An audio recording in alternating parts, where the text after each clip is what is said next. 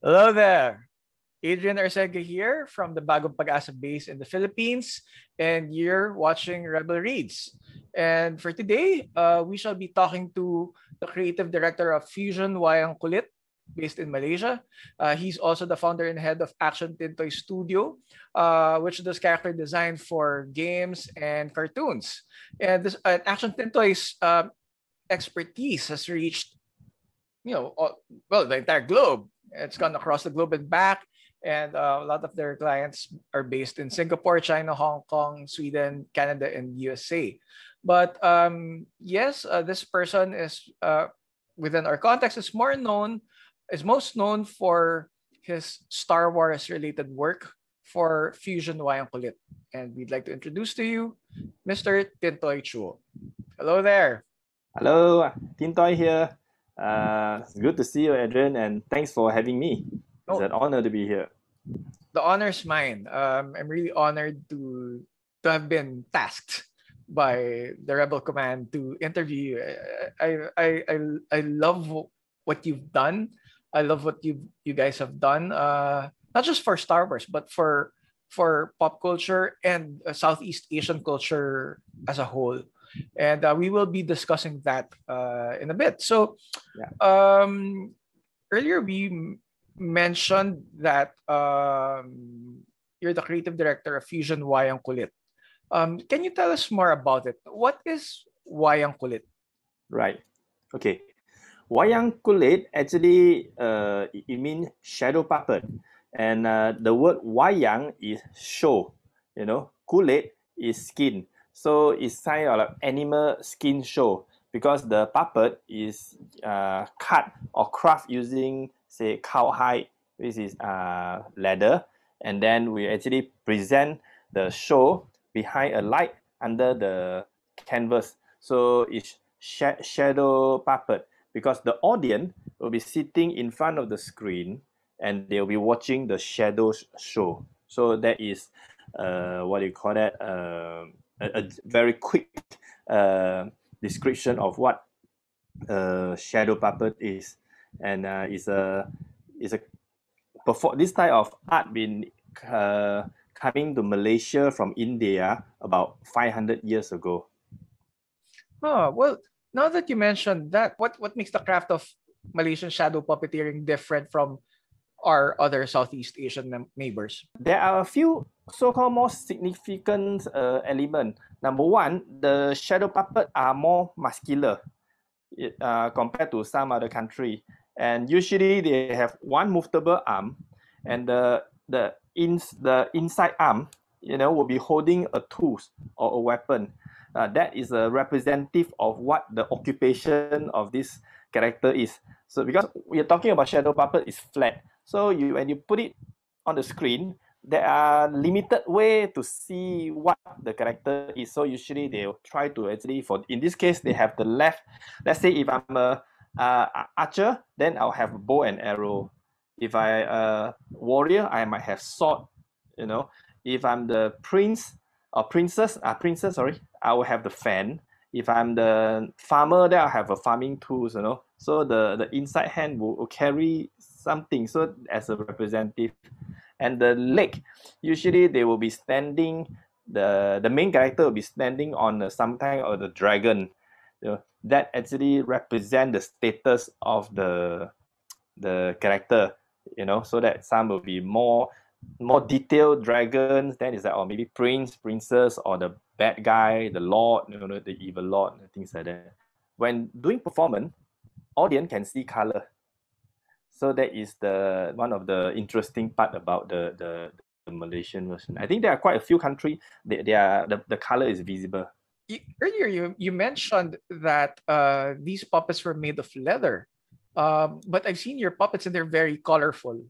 So how do you actually show the color through the puppets? Considering, they're made of leather and you need to color them. So is the leather actually so stretched that it's translucent and the colors are showing, or how exactly does that go? All right. Okay, I talk about the leather first. When the leather, the way they make, they have to stretch it and dry under the sun for like 2-3 days, so that it's flat. And then of course they do away the hair. Then when we do coloring, we use art ink, art line ink, which is translucent, and then we use marker, the both also translucent, because sometimes some country they will use some kind of gold paint, gold powder, whatever. Those material are beautiful. It's just that is opaque, so the light doesn't go through. So when you place it on the screen, we see the shadow is all black. So that is the different version. For our case, we use a lot of marker and they're all translucent. So, what other manner of preparation are needed for a standard wayang kulit performance? Well, I mean, puppet is just one of the element for the shadow puppet show. Usually, the actual shadow puppet performance, there will be 5 layers. Okay, so the first one is the screen, which is a big piece of white canvas. Then we have the puppet, and then we have a light, okay, to cast the shadow. We have the master puppeteer, then we have the musician. So with these 5 layers, then we can categorize this as a so-called actual wayang kulit performance. And when we need to prepare is, of course, the story. So we need to, the master puppeteer is the one who actually narrate everything, and he's the one to perform everything. So he is the most important person in the what do you call that, in the performance, because he need to say everything, he need to narrate, and he need to remember, and he need to perform.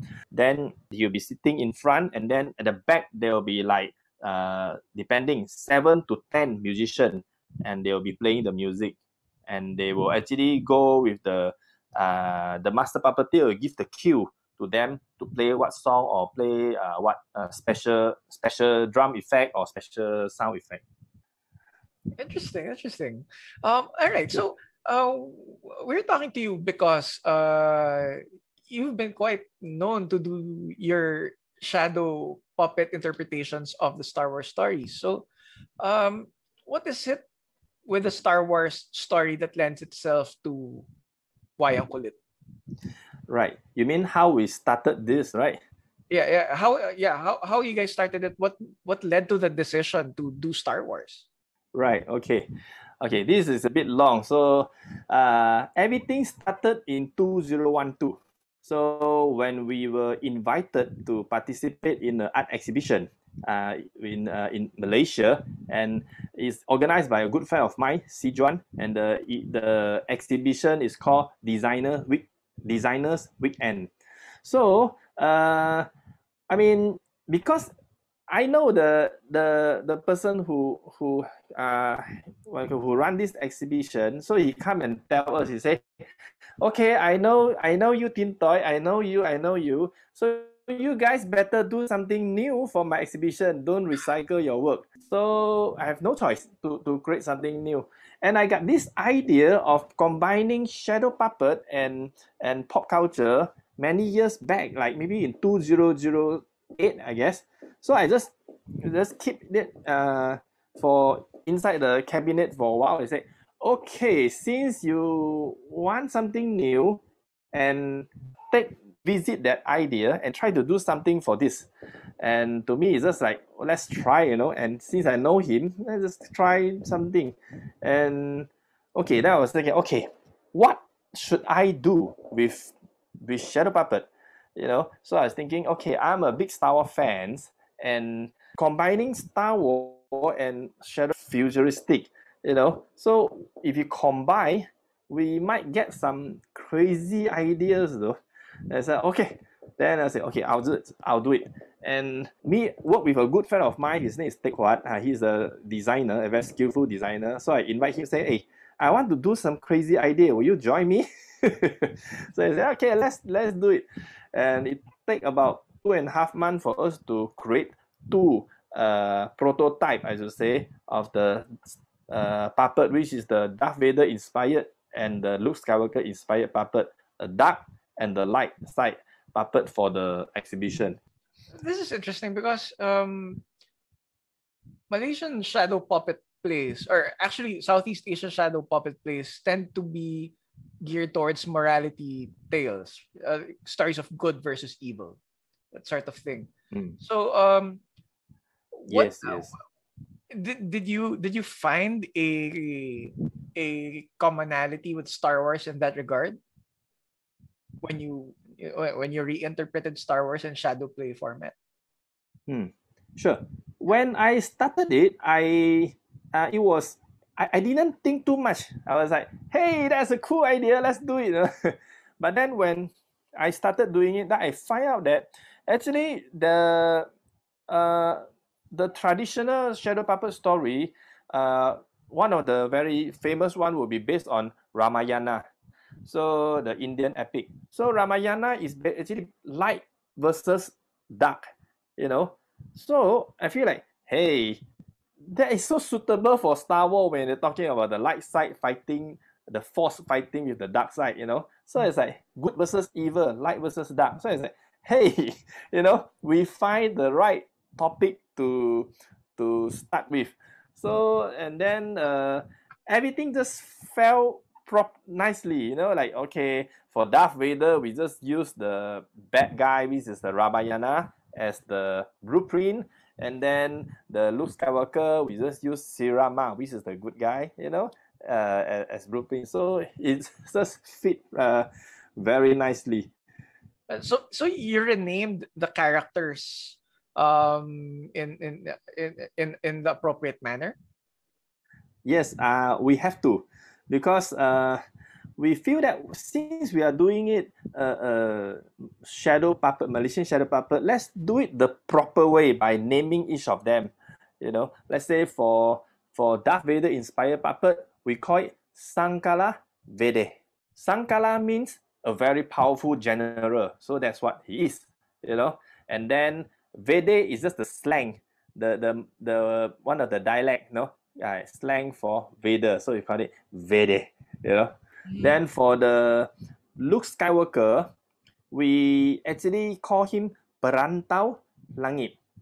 Perantau Langit means someone who walk in the sky, so Skywalker. We didn't put the Luke, we just call him Luke Perantau Langit, because a good friend of mine, Sean, is say, okay, let's use this. I say, oh, that is a very good name.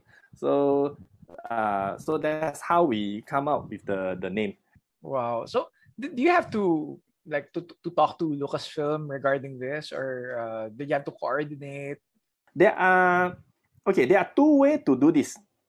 Number one is like I have this idea, like, hey, I get this crazy idea, and I do it this way. But that might contradict, or it might be in contrast, with the traditional performance or traditional way.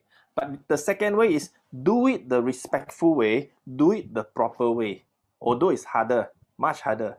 But I decide to go for the proper way, that I work with the master. So each of the puppet and the performance, all of them are approved or actually done accordingly to the principle of Shadow Puppet Malaysia. Like the character, they will design that way, and when they perform, I mean, this way, he say things in this manner, everything. Because anyhow, I need the master puppeteer to perform. So I cannot say, let's do some disco or whatsoever, So it have to be done in the proper way. So it take about 10 months actually for us to make the first performance.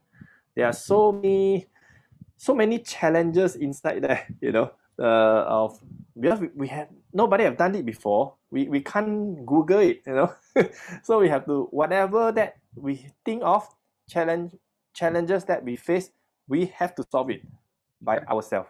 So speaking of those challenges, what were these challenges that you faced when you decided to tackle Star Wars in shadow puppet form?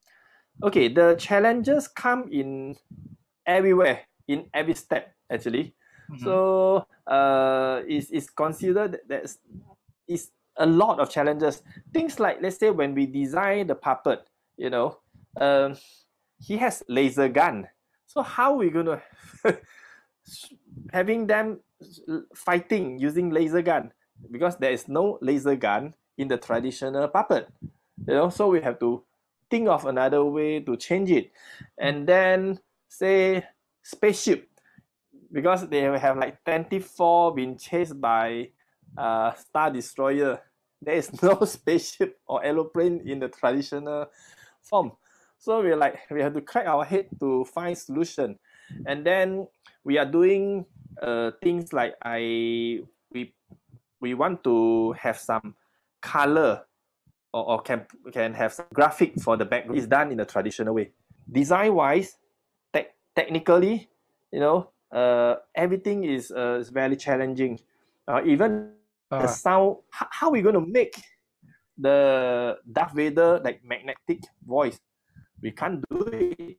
So we have to have my sound engineer, where the voice go inside the PC, and then you'll be broadcast out in a digital with the voice effect or voice changer. So a lot of challenges, and all these things, it has to be done following the principle of shadow puppet. So we have to do in an angle where it's called enhancement. So enhancement is not changing. Enhancement is allowed. So maybe I give you an example. Some people will ask us like, hey, you use the special effect for the voice changer, that's wrong, or things like that.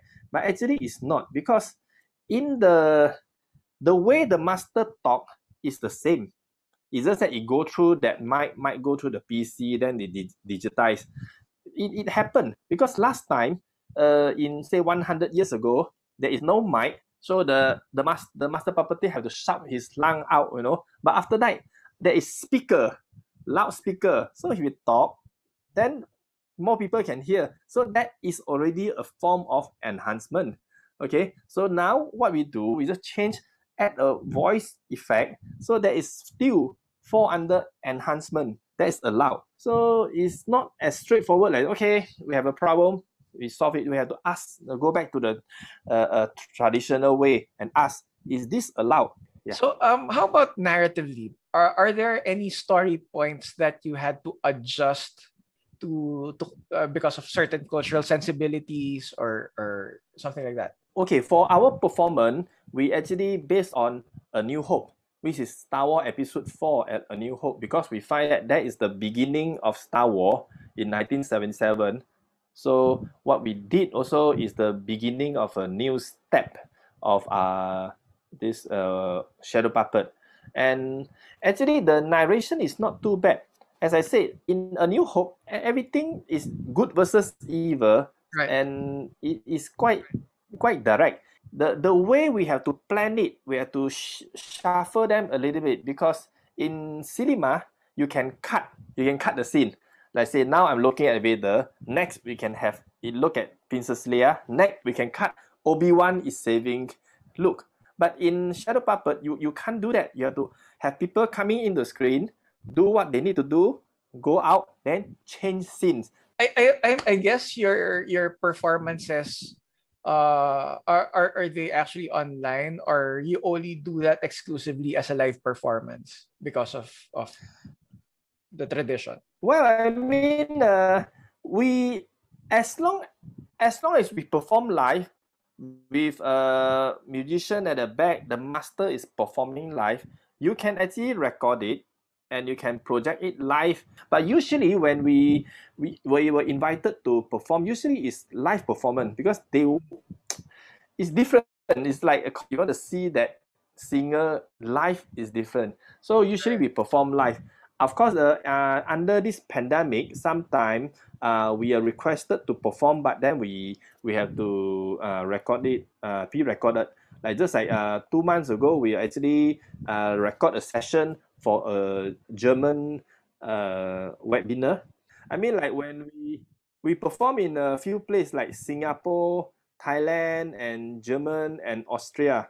Sometimes the 501st friends, they came in their costume and watch it. Awesome. It's so surreal. Like in Malaysia, the 501st Malaysia, they came, Singapore, Thailand, So when we perform in German, it's very interesting, because not many people in the German Germany understand Malay language, but because of Star Wars, they kind of know what is it, and so when they watch it, they kind of understand it better.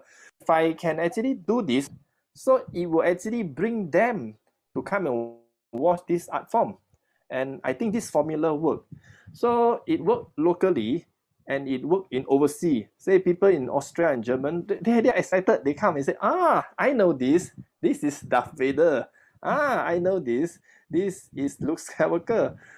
So if they don't really understand what we are saying, it's fine. They are looking at the action. They kind of get it. Well, this is Rebel Reads. So Rebel Reads is all about stories and storytelling. And earlier you mentioned that there you saw some parallelisms between the Ramayana and Star Wars. Are there other parallels that you've seen in the Star Wars story and well, between the Star Wars story and well other Malaysian folk stories, for example?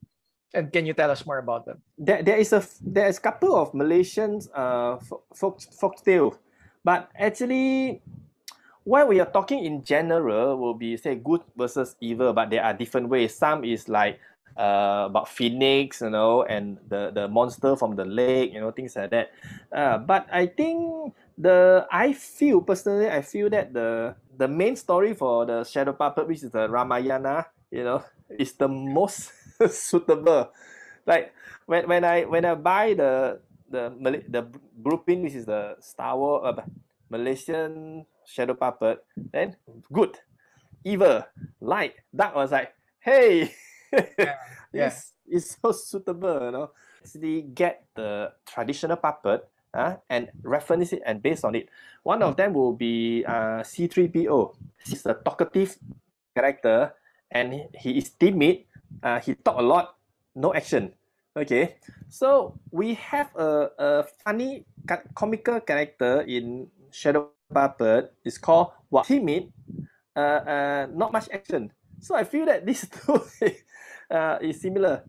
So what we did was we combined them into a character which I call it CP Long, like C3PO what long, and he have big nose, he have big tummy, similar to the traditional puppet, So we are so lucky that when we get this kind of so-called character, it's like, hey, I have had to do like R2D2. We don't have a character without hand. R2 is without hand, and you don't have neck, so that will be hard. As I said, there are a couple of traditional Malaysian story, but I didn't really use any of them for this my Star Wars project. Is mainly Ramayana. Each country's folk traditions are part of a greater cultural fabric, a greater cultural story, if you will. Do you think that today's pop culture, like, today's pop culture stories like Star Wars, for example, and even the stories that Star Wars has influenced, do you think that these stories are going to be the folk tale of the future? Given that you're merging, folk art with pop culture today, do you think that Star Wars stories is actually, in the future, that will be our folk tale or our descendants' folk tales? Well, the answer is definitely yes. In fact, we no need to talk about future, it's already happening now.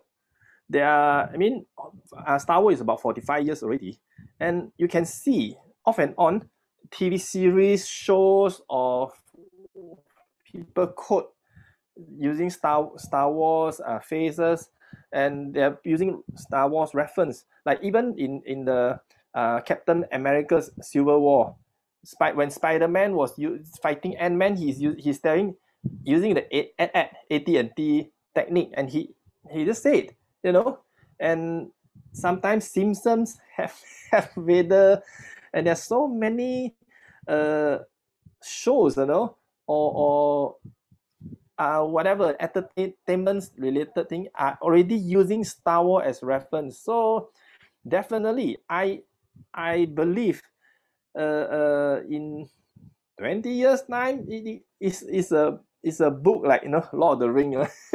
Yeah. Yeah. No, it's happening now. It's happening now.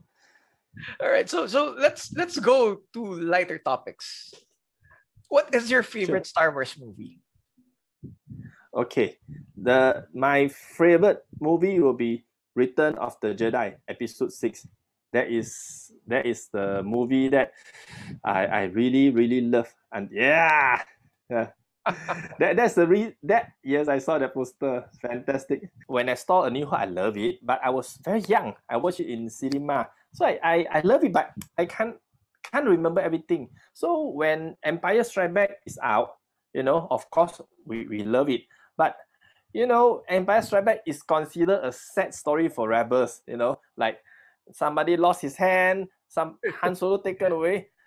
I think I developed depression from that time.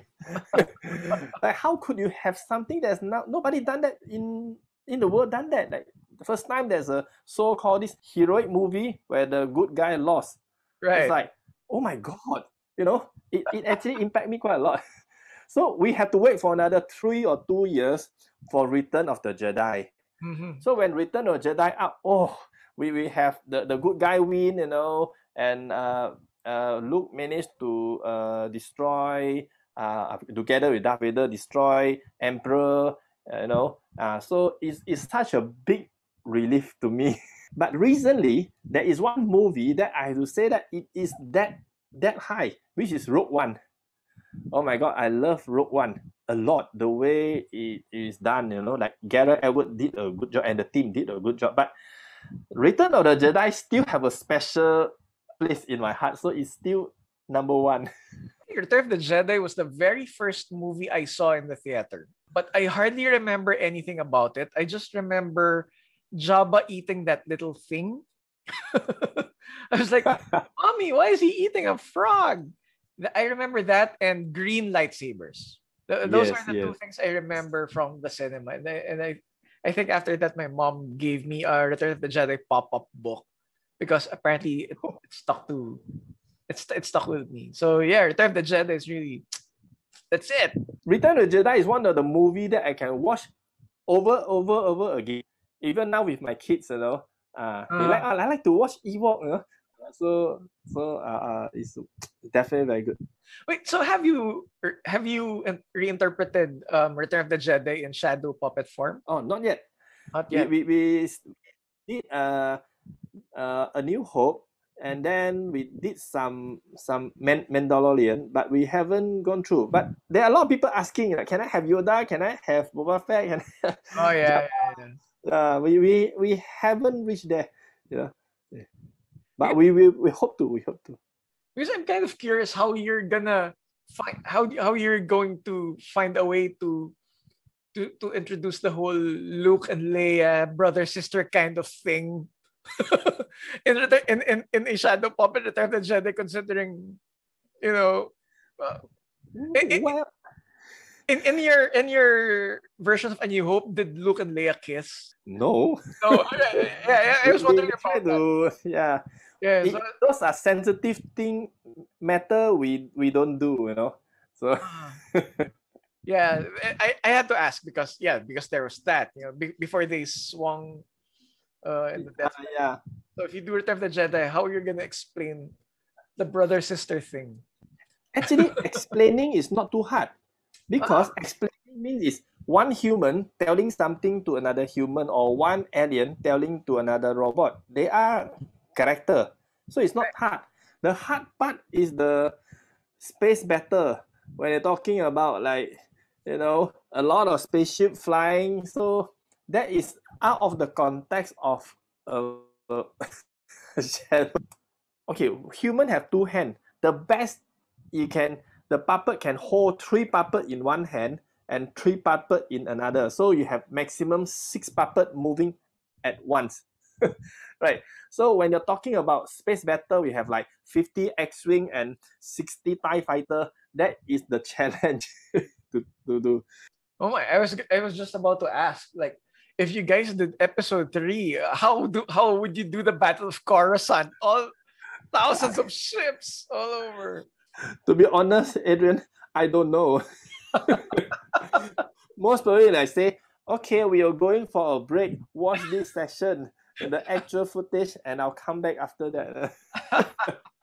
So is it part of the tradition that you just only have to have one puppeteer? Yes.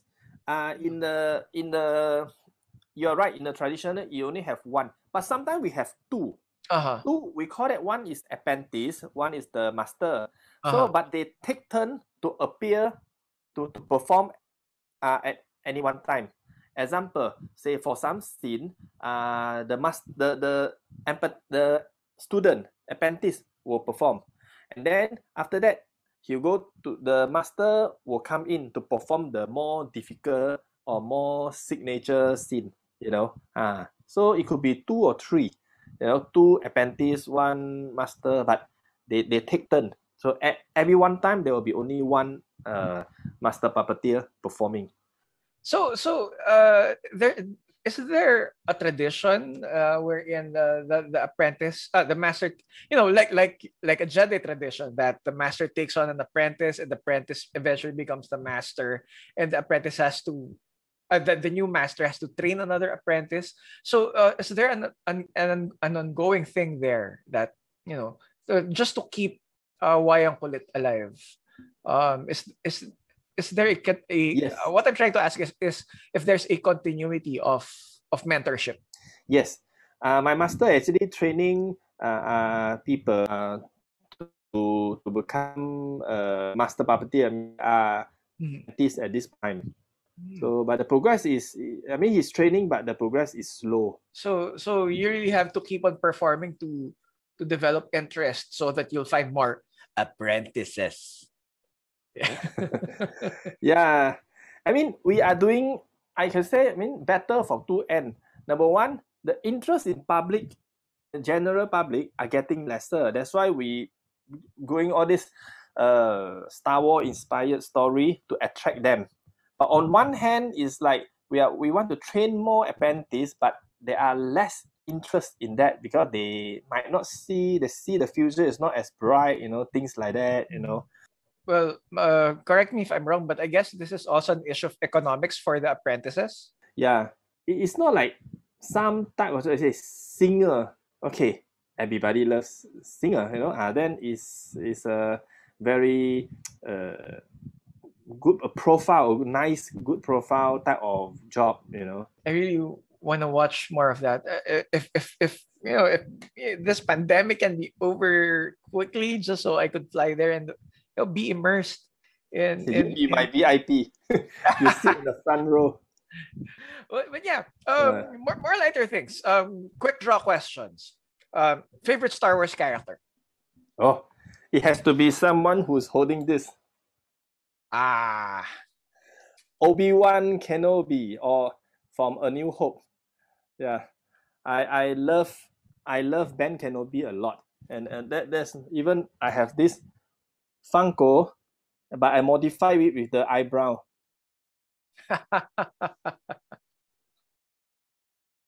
So it looks. I love Obi-Wan Kenobi, the older one. They still Luke Skywalker is. I love Skywalker. If you ask me more detail, that will be Obi-Wan Kenobi. All right. Favorite Star Wars weapon?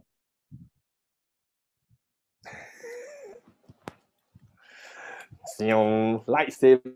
Of course. No doubt about it. All right. Favorite Star Wars vehicle? Speeder bike. Speeder bike. I love speeder bike although, to be honest, having an X-Wing is much more easier. You can go to another planet. But, the notion of a bike that runs so fast, I still love that thing, Right. Speeder bike. Favorite Rebel costume? Sorry if I go first. I'm just asking because this is the Rebel Legion, guys. No, I love all. I love all. I think I will love the, what do you call that? Who is I think Obi-Wan, what do you call that? The robe and the costume, because it's easier to wear. Right, right, right. Yeah. How about favorite Star Wars planet? I would say Naboo because there's a lot of things there. You know, things are civilized. Everything is like, although more interesting planet would be Tatooine, but I don't want to be in the Tatooine. I hate sand. It's coarse and rough and it gets everywhere. Yeah, everything is rough. You know, it's interesting, but you ask me, yeah, I'll prefer to stay in Naboo. I'll off and on. I'll go Tatooine to buy some something. Have you been to Lake Como in Italy where they shot Lake Naboo? No, I have not. I have not. Me neither. I've always wanted to go there just, in my Anakin Skywalker outfit and, and pretend go with my wife who has her own Padme Lake dress. Ooh, And we wow. want to reenact the I hate sand moment Yeah, on Lake Naboo. yeah. I The, hate the, yeah. The thing is when there's something we feel similar. It's a movie for Rogue One. Rogue One, when he's shooting in the planet, you know, there's a lot of coconut tree, beach, you know, things like that. Yeah. That feel like there's many places in Malaysia, I think Southeast Asia have that as well. I believe Philippines. Like there's Pulau Tioman, you know, that is the park which is like outside, you know, 10 kilometer away from me. This is the jungle that I'll be passing by when I go to work. So that feel like I feel like I can go there to feel like I'm in the Star Wars world. Rogue One. Before we go for our next for our next feature here in Rebel Reads, can you tell us about your upcoming projects and where people can find you on social media? Oh, okay. You can find us in Facebook, uh, Instagram, YouTube with the same handle, which is Fusion Wayang Kulit. We are there, and of course, let me show you some of the. I'm working on the next project, which is no Star Wars related, but this one. Let me show you. Oh, I have the power. oh, Yeah. So it's He-Man. So we are working on him. Now this is Star Wars related. oh, Yoda. What's your? No. Oh wait, no, it's Grogu. It's Grogu. Oh, sorry, Yes, sorry. it's Goku. It's Grogu. Yeah. Oh, wow. We are sitting on his floating device. So and a very small mini hand. Oh, wow. Do you have a different name for Grogu there? Have you renamed him? Uh, Yet? we call him Buddha Gogu. Buddha is kid, you know. Because Gogu is a unique name, it's a bit hard, so we just find and Gogu is very organic though, very traditional. Yeah, so we just call him Buddha Gogu. So it's kids, you know, the child, you know. So we have the Mandalorian puppet as well, but it's currently exhibiting in Loyal Selangor, you know. So it's there, so I don't have it with me. So yeah, so there's working on He-Man, and then yeah, there's a few more things working, but it's not confirmed. So And yeah, this exhibit that you have right now is ongoing, and people yeah, can. it will be heading for a yeah. They are having the Star Wars exhibition for a few months in Loyal Selangor, but unfortunately currently it's pandemic, so they closed so as well. And I saw the pewter lightsaber is fantastic, you know. So yeah, should go check that out as well. All right, all right. Hopefully this pandemic goes away so that we can all go there and see the exhibit and see your work and Yeah, see your performances firsthand. All right. Thank you very much, Tintoy. Thank you very much for gracing Rebel Reads.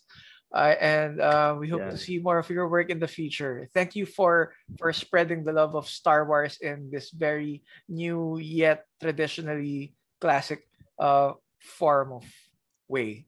Yeah, and you have any parting message for our viewers?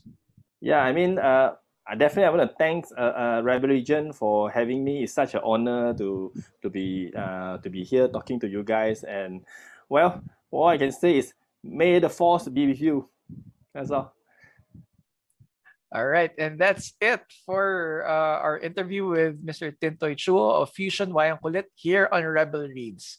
And don't leave yet, guys. There's more.